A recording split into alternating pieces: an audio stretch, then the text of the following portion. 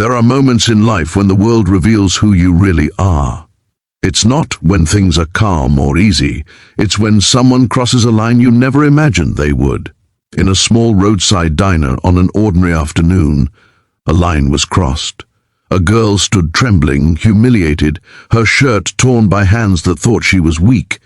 But what they didn't know, what they never could have known, was who she truly was connected to. And by the time the truth came crashing down, it was too late. Stay with me till the end, because this isn't just about revenge. It's about love, loyalty, and the kind of protection only family can give. The highway diner sat at the edge of an endless stretch of road, where asphalt shimmered under scorching sun by day and neon reflections danced across its windows by night. It was the kind of place truckers stopped for coffee at 2 a.m., where waitresses knew customers by first name and regulars argued about the price of diesel and last night's baseball game. Emily worked there, a soft-spoken, warm-hearted 19-year-old who always tied her dark hair into a loose ponytail. She didn't say much about her life, didn't mention family, didn't brag or complain. She just worked. But she had a smile that made tired people feel seen, and that made her important in ways she didn't understand. But rumors still swirled. Her brother some type of biker, one customer whispered once. Heard he's dead, said another. No, prison, another insisted. Nobody knew. Emily never clarified, because Emily had learned long ago silence was safer. One late afternoon, the sky was burning orange, shadows long across the cracked parking lot. Emily had just poured coffee for 3 men who had walked in. They weren't regulars. They had loud, heavy laughter, the kind that filled the diner like smoke. Their jackets bore no gang symbols, but their energy was the type that tried to dominate a room. The tallest one, with greasy blonde hair and sunburned skin, leaned back in his seat and stared at Emily too long. What's your name, sweetheart? He asked. Emily, she answered politely, keeping her voice steady. You got someone waiting at home, Emily? No, she said, truthfully, but not in the way he assumed. The man smirked. That's good. I don't like competition. Emily felt unease coil in her stomach, but she stepped back, deciding to ignore him and continue working. But the man didn't like being ignored. When Emily came back with their food, he suddenly grabbed her wrist and pulled her close. His buddies laughed. Emily froze, not because she was weak, but because she knew how quickly situations like this could get out of control. Hey, she said softly, please let go. But instead of letting go, he tugged harder, and with one jerk, the thin fabric of her shirt tore across the shoulder. The diner fell silent. Emily stood there, exposed, humiliated, her breath shaking. The man grinned like he had won something. You look better like that, he sneered. A trucker stood up, but the blond man's friend flashed a knife just enough to warn him. Everyone froze. Emily pulled her arms around herself, holding what remained of her shirt. She felt tears burning behind her eyes, but she refused to cry in front of them. She took a slow breath, and when she spoke, her voice did not shake. You need to leave, now.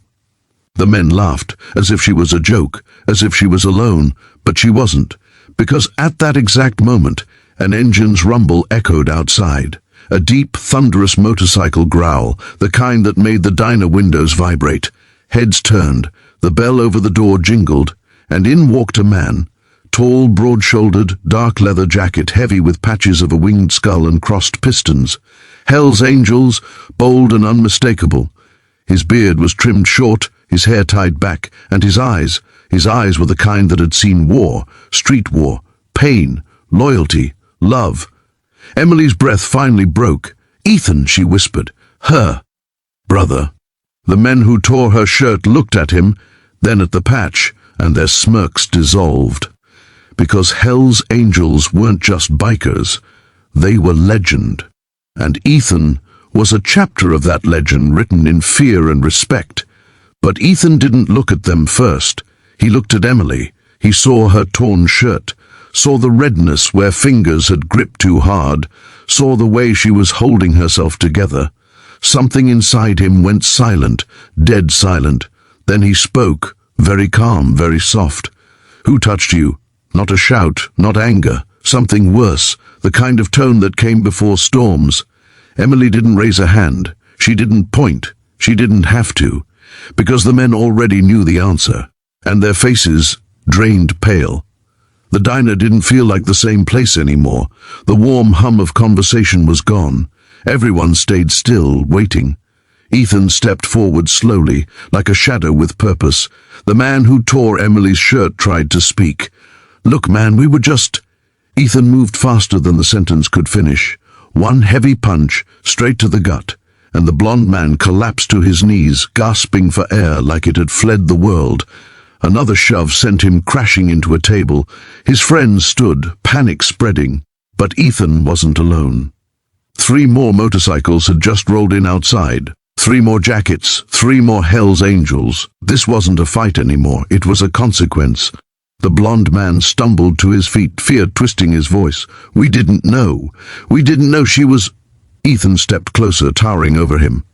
"That's the problem," he said, voice low and steady. "You didn't have to know who she was. You just had to know she was a person." The diner was silent. Then Ethan did something nobody expected. He didn't beat them bloody.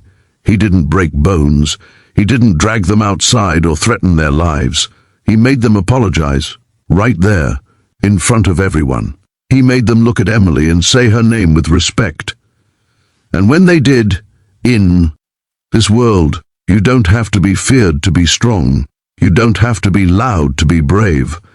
And sometimes, the fiercest protection comes from the softest hearts and the quietest love.